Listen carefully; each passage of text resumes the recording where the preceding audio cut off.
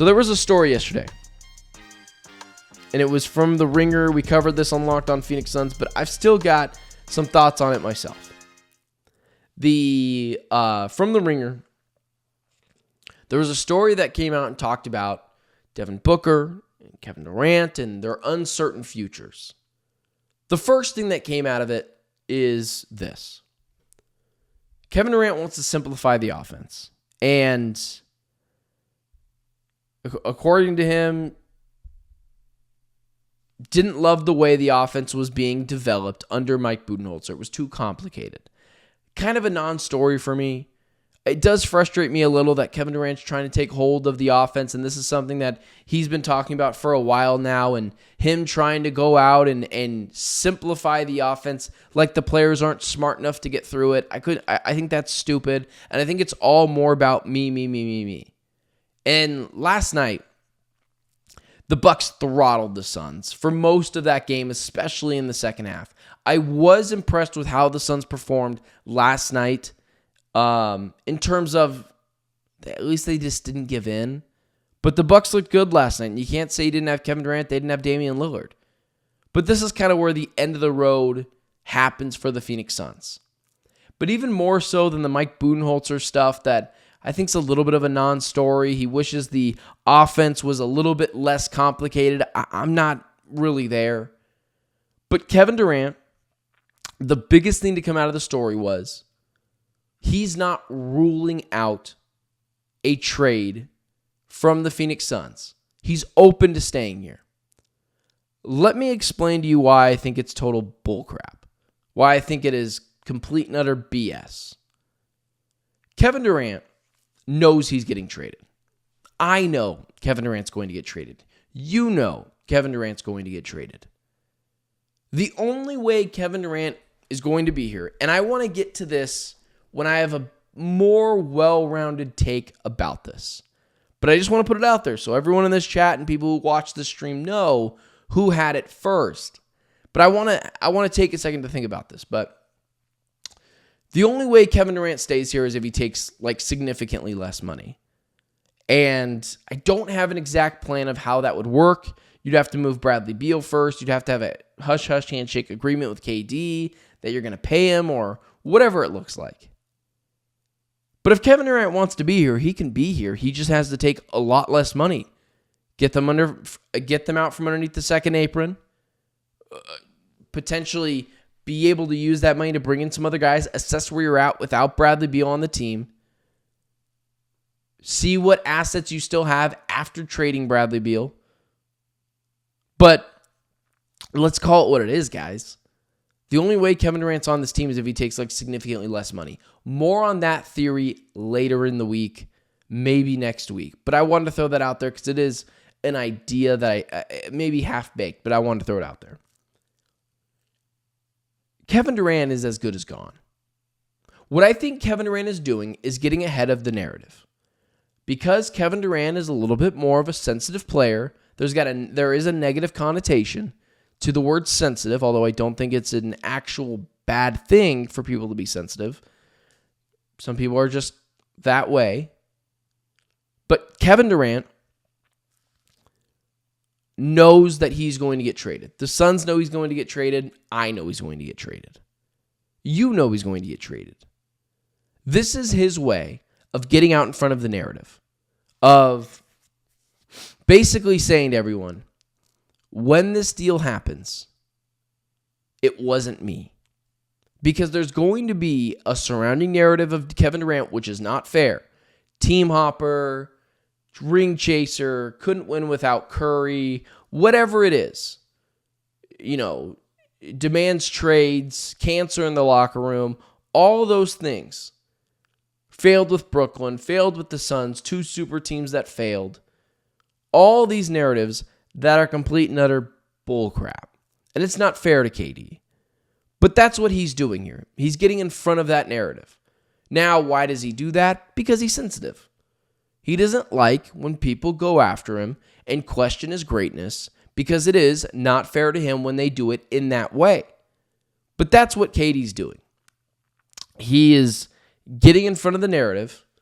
He's trying to show everyone, I don't want to leave. I'm not asking for a trade. So when I inevitably get traded, it's not because I asked for it. Because he's trying to get ahead of the narrative of team hopper, locker room cancer, can only win with Curry, always ask for a trade, all things that are not fair. But unfortunately for Kevin Durant, those are still going to exist. It's just going to exist. It's not going anywhere. Because some people, for better or for worse, will never say LeBron James is the best player of all time. Even though I don't know if there's any legs really for them to stand on anymore. Just because for better or for worse, people are going to hate Kevin Durant just to hate Kevin Durant.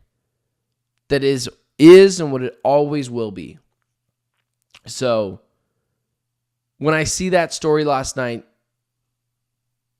it's just Kevin Durant getting ahead of the narrative. I don't blame him, although I do think he's wasting his breath, and people are going to hold it against him anyways. Even though, once again, it's not his fault.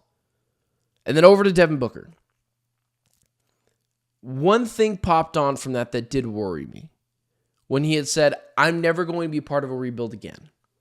And then I had my guy, Brendan Clean. He made a good point. Devin Booker wants to be here, but he will never be a part of a rebuild again, is what he said. At first, I thought, okay, Devin Booker's a chance he's not here. But then my buddy Brendan, co-host of Locked On Phoenix Suns with me, broke it down for me, and I thought it was very interesting, where you're never going to be in a rebuild with Devin Booker. The only way they're going to rebuild is by moving on from Devin Booker. Booker also said in the story that he really wants to keep Kevin Durant around. Okay, and I would really like to dunk. It ain't happening. There is virtually no way without Kevin Durant taking significantly less money that the Phoenix Suns keep both guys. And honestly, I couldn't really care less about it. I'm ready to move on. Hey, listen, you come to the show for authenticity, raw reactions. I don't sugarcoat things. I'm ready for it to be over. I'm just exhausted. If they run it back again next year without an actual plan in place, I will actually lose my brain cells. I know this is an uncommon, unpopular opinion, and sometimes I have those because at times I can come off as a contrarian, and I don't mean to be. I just think a little differently, which could be a good thing, could be a bad thing. Depends who you ask. If you ask my wife, probably a bad thing. If you ask sports fans, at least in this chat, probably a good thing. I am over the Kevin Durant and Devin Booker pairing. Not because together those two don't work and they're not really good, both going to be Hall of Famers. It has nothing to do with the players with those two players. It has zero to do with Kevin Durant and Devin Booker. I know how good they are. But, guys, what are we doing? There is virtually no scenario outside of Kevin Durant taking significantly less money for this team to have any mobility to make this team better. If you trade Bradley Beal, you are likely giving up all of your assets just to get off of him. And then when he's gone, what do you have to make the team better? Kevin Durant and Devin Booker and this squad doesn't work, and you're not going to get vet minimum guys like you have over the last 2 years who haven't worked, I might add, to come to this team because you have no chance of winning. This is a nothing against Kevin Durant or anti-Kevin Durant. If he could be here and it could work, awesome. But the only way for this team to get better is to trade one of those two players, and you're not trading Devin Booker. Trade Bradley Beal, sure. But any assets you have, you're going to have to pay just to get off of him, and you're not going to get anything back. So when you're strung up in the second apron, you can't go buy any players, and you have no assets to go trade for any players to come here, please explain to me how you are going to get better. Because I know it's easy to get likes and retweets and follows on Twitter just to say, keep 36 together, 36 unbothered. I'm going to miss you, 36. Sure. But what's your solution to the problem? Because keeping Kevin Durant next year with Devin Booker, with this roster, it ain't going to fix anything. And moving on from Beal isn't going to help you get actual other players that can help you win. So, it's just nauseating. And it's just stupid. I'm not over Devin Booker and Kevin Durant because I dislike either of them.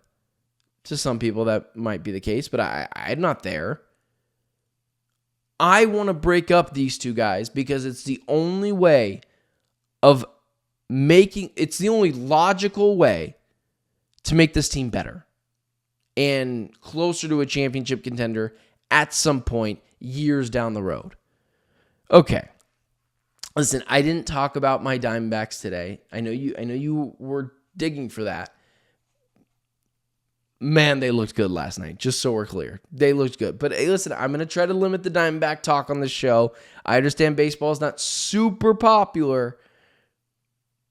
I almost used up my Diamondback talk for the week talking about it today, but maybe we'll get into it again tomorrow. Diamondbacks won yesterday. Listen, man, the Cardinals signing their guy, Calais Campbell, the Suns being there is not great. And then the Diamondbacks, listen, 2 out of 3 ain't bad right now.